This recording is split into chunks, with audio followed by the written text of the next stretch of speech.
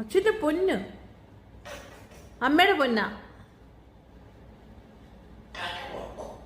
ഓ, അതിനാണ് അച്ഛൻ്റെ പൊന്നാന്ന് പറയുന്നേ. എന്നാ അച്ഛനോട് പറ ടാറ്റ പോണോന്ന്. എപ്പോഴും ടാറ്റ പോണോ? എന്നും പോണോ നിനക്ക്?